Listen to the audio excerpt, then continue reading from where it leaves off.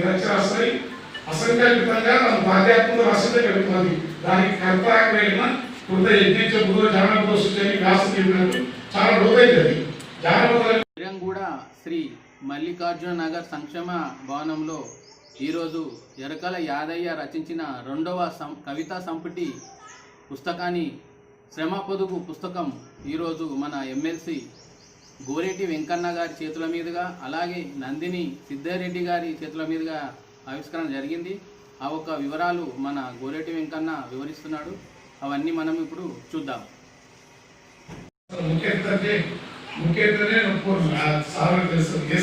సాహిత్య సభలో నా పుస్తకాల దగ్గర ముఖ్య అతిథులు ప్రధాన ముక్తులు సాహిత్యానికి సకల అసమానతలు మనిషిని ఉన్నతీకరించుకున్న కవిత్వం సాహిత్యం ఉన్నతీకరించుకునే క్రమంలో మళ్ళీ ఆధిపత్యాలను అంటే కృతకమైన అన్నింటినీ ధ్వంసం చేయడమే సాహిత్య లక్షణం. అది అందుకని అట్లా ఉన్నప్పుడు నేను సారీ ఎందుకంటే వయసు రీత్యా అంటే శ్రీనాథి భాస్కర్తి వాళ్ళ తర్వాత తెలంగాణలో ఒక కవిత్వమే కదా వచనం చాలా అద్భుతమైన విమర్శకుడిగా చాలా సాధికారికమైన వచనాన్ని అందంగా సిద్ధార్థ సార్ వచనం కూడా చాలా బాగుంటుంది. అందులో ప్రపంచ సిద్ధార్థ సార్ మంచి కవి విమర్శకుడు పెద్ద ఆయన నాగేశ్వర శంకర్ సార్ ఇప్పుడే వజ్ర శివకుమార్ గారు కవులు రాసిందే పునరుక్తి అవుతా ఉంటే గ్లోబల్ సెకండ్లో కూడా ఏ వస్తువులు ఎట్లా తీసుకోవచ్చని తాను సజీవంగా ఇంకా కవిత్వంలో ఉండాలి. శివకుమార్ గారు మా శ్రీరామన్న దారా కవితా దారా మిత్రుడు వారిని పేరు సతీష్ గారు యాదయ్య గారు అమ్మ ఉషారాన్ని మీనా అందరు ఎక్కువ పేరు టైం లాగాలంటే ఎక్కువ మాట్లాడినాను. ఒక్క ఈ పుస్తకంగా వారికి కారణం ఉంది. యాదయ్య తెలియకపోవడం ఒకే ఒక కవిత చూసి వృత్తాన్ని చదివినా అంటే వృత్తి వాళ్ళు కొన్ని ముద్రలు ఉంటాయి. ఒక కవిత చూసి ఆ కవిత చదివినప్పటికీ రావాలనిపించింది. అది నేను చదివి ఇప్పిస్తాను. ఒక కాలంలో చేతాడి చేతికందక ముక్కలు చెక్కలై మారుతున్న కాలంతో పాటు లెక్కలేని రూపంలో సంతరించుకున్న దానికి నోరు ఉండదు, మాట పలకదు. వేడినంత ఉంపినా కరిగిపోవడం లేదు, సుగంధ సువాసన కమ్మినా గుమగుమలు నింపిన వాసన లేదు, గాఢతలెంత కలిగినా ఏది పెరగదు, అమృతాలు కుమ్మరించిన గుటకలేదు, సకల పదార్థాలు రుచులో మునిగిన కించిత్ బాధపడదు, అవమానించి ఈడ్చి కొడితే అరుస్తుంది, అక్కున చేర్చుకుంటే ఆకలి తీరుస్తుంది. నాకు ఈ లైన్ బాగా నచ్చింది. స్వభావాన్ని ఆపాదించి కవిత్వం బ్రహ్మ మాట్లాడుతూ జానపదం ఉందని జానపదం అనేది వస్తున్నట్టు కలిసిన పాట రాసినప్పుడు నేను రాసి అనంత కాంతి పుణ్యముతో నుంచి వెలుగుపూరు నేల విడుదలలో వాడు శకాలు చుట్టుకుని అని రాసాం అనుకో. శకాలు ముచ్చగంలో శకాలి పాత్రకు అర్జున నాటకంలో కూడా వీరభవని పాత్రకు నక్షత్ర పాత్ర తేడా ఉంది. దుగ్ధాలకు కానిస్టేబుల్ పాత్ర తేడా ఉంది. గిరీశం ఆ పాత్ర వచ్చిన భాష ఉంటే తప్ప జానపదం అనేది అది నిరక్షరాస్యమై అసంకల్పితంగా తన పాద్యాత్మక రసంగా కలుగుతున్నది. దానికి కర్తమైన కృత యజ్ఞ బుధ జానపద సృష్టి వ్యాసం చెప్పినట్టు చాలా రోజైతుంది. జానపద పాట రాస్తే జానపదం అనేది గౌరవమే కానీ ఆ జానపదం వస్తువు మట్టి రాయడం పర్యటన పాట రాయడం. ఇప్పుడు వెళ్ళిన పాట రాస్తే జానపదం ఉండదు. నేను చైత్ర వసంత రాసిన జానపదం ఉండదు. జానపదం ఆయా అంశాలు మట్టి రాయడం కోసం చెప్పినట్టు వారి అంటే వారికి అందిన పద్ధతిలో నాకు మాటలు తప్పలేదు. అయితే నాకు ఇక్కడ నచ్చిందంటే కవిత గిన్నె కంచగిన్నెకి ఇంత అపాధి నాకు అది అవమానించి ఈడ్చిపోతే అరుస్తుంది అంటే గిన్నె తీసేస్తే తప్ప ముక్కుడు కదా. దానికి మానవ స్వభావం చాలా మంచి గొప్ప పోయింది. మొత్తం కవిత్వం చదివి అన్ని కవితలుగా ఇది చాలా మంచి కవిత. వచ్చిన సుందర తెలుగులో అంటే అన్నం భోగినే పైన భోగినే రాసినట్టు బంగారు రాసని విజయవాడ కానీ అతని కవితలు ఇట్లా లేదు, అభివృద్ధి లేదు, మంచి పోయింది. ఇట్లా అనేక మంచి కవితలు ఉన్నాయి ఇందులో. ఈ కవితలప్పుడు వారి కవిత్వాన్ని గురించి నేను దగ్గర వచ్చి 10 మంది రాష్ట్రం అప్పుడు మొన్న ఆంధ్రప్రదేశ్లో ఈ సంవత్సరం ఉంటుంది. నాకు వచ్చిన కవిత్వం గౌరవం ఉంటుంది కానీ చదువుతానే రాయాలి. మెల్లగా పీకాయి అక్కడక్కడ ఒడిపిల్లు ధాన్యంలో పాల్గొన్న బంపులు పోటున్నారు గాలికి ఎగిరిపోతున్నాను. ఈ పేరుకు దంచడం అనేది అదే ఉంటుంది కానీ ధ్వని అది తెలుగు సాహిత్యం కృష్ణ మార్గం పరిస్థితి ఆనందవర్ధన చదువుబాటు వస్తుంది. ధ్వని సిద్ధార్థ చెప్పినట్టు డబ్బులు కూడా లేదు. కవిత్వం రాసిన, పాట రాసిన, యువసిపోయి నాటకం రాసిన, లేకుంటే ఏ రకమైన స్ట్రగుల్ అంటే మర్జనాలిటీ అనేది లేకపోతే తేలిపోతుందని చెప్పడం అర్థం. ఇంటికి పోయి ఏమో సత్తపాటు లాంటి ప్రతిభలు సీరియల్ బ్యాలెన్స్ కాడ చిన్న గుడు మాదిరి అడిగిన పిల్ల నెలకొంటారు. సంతంలో సంసారం అంతా పోయి చేసుకొని ఇంటికి పోయి ఏ ముందు ఇద్దరు పెట్టారంటే మామూలు ఇంటికి పోయేటంటే నా అర్థంలో ఇంటి కాదు, ప్రపంచాన్ని వదిలిపోయినప్పుడు సొంత అనేది చాలా రోజులు కాదు. చిన్న విరాసకు ఈ దేశీయ తత్వం ఉంటుంది.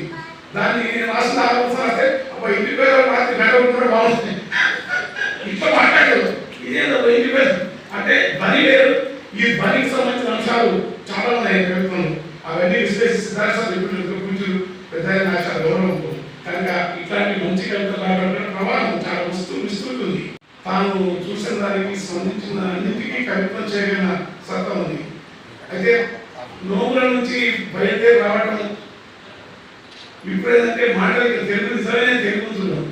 ఈ సంస్కృత పదాలు పూర్తి ఎక్కడైనా సంయుక్తాక్షరాలు లేదా నగర జీవిత భాష వ్యాపార శిష్ట వ్యాపారం కాకుండా ఆ శిష్ట వ్యాపారం బాగుంటుంది మధ్యాహ్నం లేదంటే అదే బాగుంటుంది. అది కాకుండా ఈ మధ్యలో వచ్చే పద్ధతి కూడా వచ్చింది. దాన్ని ఉన్నట్టు కవిత్వం మనకు అర్థం లేదు. కానీ అట్లాంటి ఒక కాంట్రడిక్షన్ అంటే వ్యవహారిక భాషలోని పుస్తక భాష జర్నలిస్టులు చదువుకునే భాష పత్రికా భాష కూడా ఇందులో ఉంది. కానీ అది ఈ కవిత్వానికి బలంగానే లోటు లేదు. కవిత్వానికి అది మొదటిసారి ఎందుకంటే ఈ జర్నలిస్టు పత్రికా భాష వ్యవహారిక భాష ఇది కవిత్వం రాస్తే కష్టం ఉంటుంది. కవిత్వం రాస్తే లేదా పూర్తిగా అజంతా లాగా అసంసిద్ధమైన వృక్షోదాలను గోడలకు భద్రంగా వేలాడదీస్తున్నారన్న లేకుంటే శ్రీశ్రీరాని ఒక పద్ధతి ఉంది. సిద్ధార్థ అట్లా కానీ విచిత్రంగా ఏంటంటే కవిత్వం చదివినప్పుడు నాకు పదాలు భాష నేర్చుకున్న దగ్గర చాలా జాగ్రత్త పడకుండా తన వేది కడుపులో దృష్టిలో రాసిన వజ్రాలు కలిసి ఆదాయం అది ఇంకోసారి పనిచేస్తుంది. అట్లా ఎందుకంటే భాష కూడా పనిగట్టుకొని చేయాలని పనిచేస్తుంది. పరంగా మరింత పురోగతి మొన్న కవితా సభలో నేను ఎమ్మెల్సీ అనేది సిద్ధార్థ సార్ దయా ఎందుకంటే అనిపించి మన మిత్రులు మా సార్ అయితే ఉంటే మనకి ఏదో నాటకం ఇక్కడ పద్య నాటకం వేస్తే పద్యాలు పట్టుకుని చూస్తున్నాను. కేసీఆర్ గారి వచ్చి నాకు ఇచ్చి ఆయన వెళ్ళిపోతున్నాం. అది తెలంగాణ ఉద్యమంలో వీళ్ళందరూ నేను పాటలు రాస్తాం. సిద్ధార్థ అందరికంటే మంచిగా చిన్నపిల్లలకి పాటలు పాడి మాకు పేరు మంచిగా వచ్చిన పాటలు అయితే ఇప్పుడు ఎక్కడ నాకు భక్తి అదృష్టం. ఎందుకంటే తిరిగి మేము బాగున్నది అధికారము పదవులు ఇవన్నీ కవికి కొంచెం దృఢంగా కాశీపతిని మా మిత్రులు పెద్దాయన అందరూ చిన్నప్పుడే కవిత్వము రాజకీయాలు ఉండవు. కవిత్వం అనేది సున్నితమైనది, రాజకీయ కవిత్వం. అయితే నేను సార్ వల్ల ఏదో శాస్త్రం అంటే కవిత్వ కళారంగానికి ఇచ్చింది. కనుక నేను మీ అందరి మధ్యలో పిలిచినందుకు మీకు ధన్యవాదాలు. నేను పరిగెట్టుకొని అట్లా ఉండటం అనేది బాగుంటుంది. కానీ కృతజ్ఞమైన నేను కూడా మంచిగా బాగుంది. అలాంటి ఉన్నప్పుడు మీరు మంచి కవిత వస్తుంది. మాట్లాడినాను ఈ కవిత రెండు మాటలు మాట్లాడడానికి ఇచ్చినందుకు యాదయ్య చిన్న పడాను. ఇంత పెద్దగా మీసాలు తెల్లగా నాకు పడాను.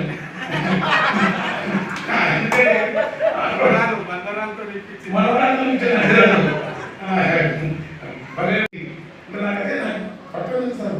అది నాకు నచ్చింది. భాష ఎక్కడ కూడా పడుతుంది. బహుశా మీకు కావచ్చు. అట్లా ఎవరు ముద్ర కూడా లేదు. కుంకాకు సిద్ధార్థ ముద్ర కానీ నాగేశ్వర ముద్ర లేదు. సొంతంగా ఉంటుంది. కొన్ని ప్రాచీనంగా ఉందంటే ఎక్కడ వెతికినా నేను ఎంత ముందు పుస్తకాలు తీసుకుంటే ఖచ్చితంగా మన తగ్గేట వ్యాసం వచ్చింది. ఇంటనే కాంగ్రెస్ రామారావు కొనేసి మంచిగా వచ్చారు. ఇప్పుడు ఏదైనా ఒక సాహిత్యం విమర్శ చేస్తున్నారు. అది ఇంతకుముందు ఎవరు రాశారు దానికి సంబంధించింది ఆ ప్రభావం ఈ మంచి పుస్తకం అది పరంగా మరింత పురోగతి మొన్న కవితా సభలో నేను ఎమ్మెల్సీ అనేది సిద్ధార్థ సార్ దయా ఎందుకంటే అనిపించి మన మిత్రులు మా సార్ అయితే ఉంటే మనకి ఏదో నాటకం ఇక్కడ పద్య నాటకం వేస్తే పద్యాలు పట్టుకుని చూస్తున్నాను. కేసీఆర్ గారి వచ్చి నాకు ఇచ్చి ఆయన వెళ్ళిపోతున్నాం. అది తెలంగాణ ఉద్యమంలో వీళ్ళందరూ నేను పాటలు వస్తుంది అందరికంటే మంచిగా చిన్నపిల్లలు పాటలు పాడి మాకు పేరు మంచిగా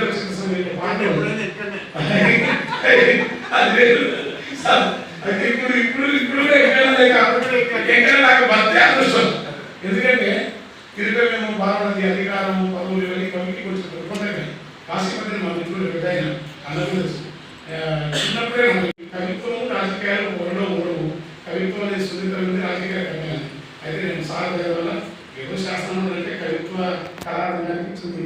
కనుక నేను మీ అందరి మధ్య పిలిచినందుకు మీకు ధన్యవాదాలు. నేను పరిగెట్టుకొని అట్లా ఉండటం అనేది బాగుంటుంది. కానీ కృతజ్ఞమైన పేరు కూడా మంచికి బాగుంది. అలాంటి ఉన్నప్పుడు మీరు మంచి కవిత వస్తుంది. అదే మాట్లాడినాను. ఈ కవిత 2 మాటలు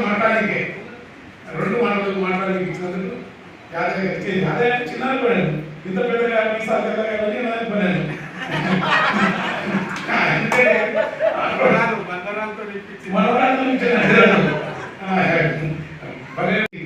నాకైతే నాకు పట్టడం సార్ అది నాకు వచ్చేది ఆశయం కూడా పడుతుంది. బహుశా మీ కవితలో కావచ్చు. అట్లా ఎవరు ముద్ర లేదు. కుంకాకు ముందు కానీ ముద్ర లేదు. సొంతంగా ఉంటుంది. కొన్ని ప్రాచీనంగా ఉన్నాయంటే ఎక్కడ వెతికినా మీరు ఎంత ముందు పుస్తకాలు తీసుకుంటే ఖచ్చితంగా మన పర్యాటక వ్యాసం వచ్చింది. ఇతర కాంగ్రెస్ రామారావు చేసి మంచి వచ్చారు. ఇప్పుడు ఏదైనా ఒక సాహిత్యం విమర్శ చేస్తున్నారు. అది ఇంతకుముందు ఎవరు రాస్తారు దానికి సంబంధించింది. ఆ ప్రభావం ఈ మంచి పుస్తకం అది ముఖ్యంగా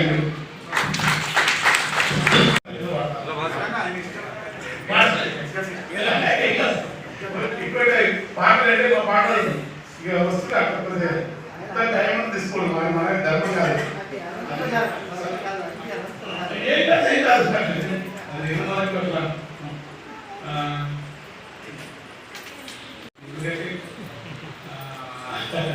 ఇట్లా ఇంట్రెస్ట్ ప్రతి కాలం సభ పెట్టాలి. బాగుంది.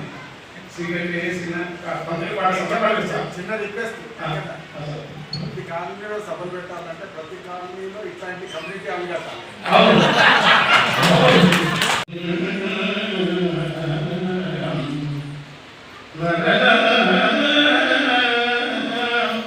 మంచి అద్భుతంగా ఉంది. కళ్యాణ్ అక్కడే వస్తాం. కలిగి మన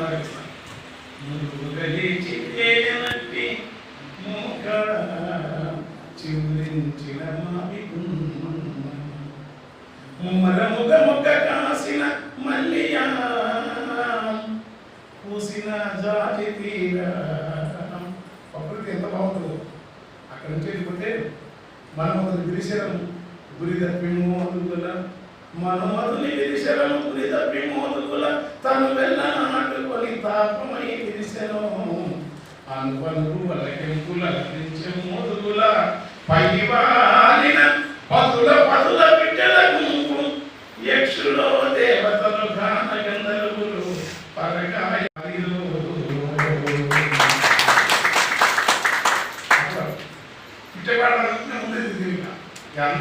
తెలంగాణ భాష ఆంధ్ర వాడుతుంది. ఇక్కడైతేనే ప్రస్తుతం గట్టి చదివిస్తే తక్కువ చెప్పి చిన్న కొమ్మ సిట్టి ఊరు గట్టి చిన్న కొమ్మ సిట్టి ఊరు ఇచ్చే బతుకే ఎంతో రాయి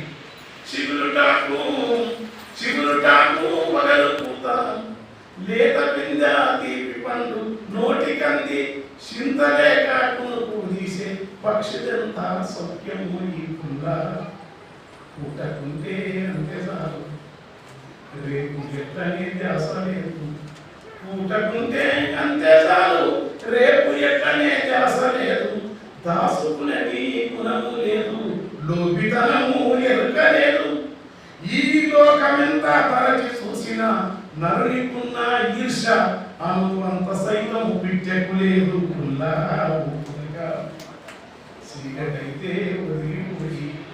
చీకటైతే ఒదిగిపోయి వేకువానే నిద్రలేసి గాలిలో ఈదుకుంటాం. గాలిలో ఈదుకుంటాం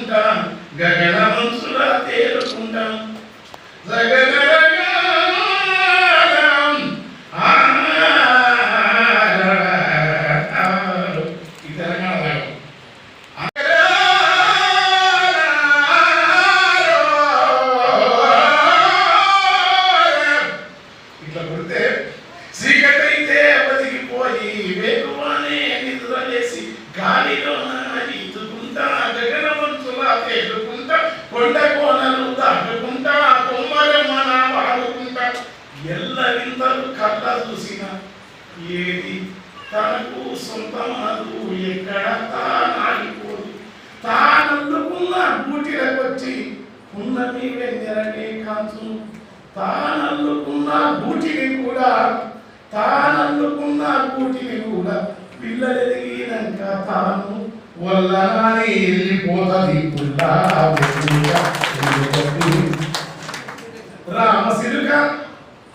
రామసిరుక గోరు వంక ప్రతిసారి నేను ఈ ఎంఎస్సీ ఏం చేయాలంటే సాయంత్రం కూడా వస్తుంది మొత్తం ప్రపంచాన్ని కిరీటమేమో బాగా ఉన్నది కవిత్వం రావాలంటే గాలి కూడా గాలి మనసులకి కవిత్వం వస్తుంది గాలి వస్తుంది జర్ర పదవి అధికారము నేను పీఠాలు అవార్డులు లేకపోతే ఉంటాయి కొంచెం మంది పీఠాలు అన్నమాట బాధ పెట్టాలి గాయపడాలి చితగాత్రం అనే దేహం నుంచి మాత్రమే ఆగ్రానికి పుష్పాలు సజ్జలు తగ్గాడు అట్లా గాయపడాలి గాయం రామసిరుక ఎంత అందరూ ఉంటుంది గోరు వంక రామసిరుక గోరు వంక పాలపిట్ట తీతువమ్మ పావురాయి తెల్లగొంగ పెడలగువ్వ నరుడు పెట్టిన పేరు తప్ప తమకు ఊరు పేరే తెలియదు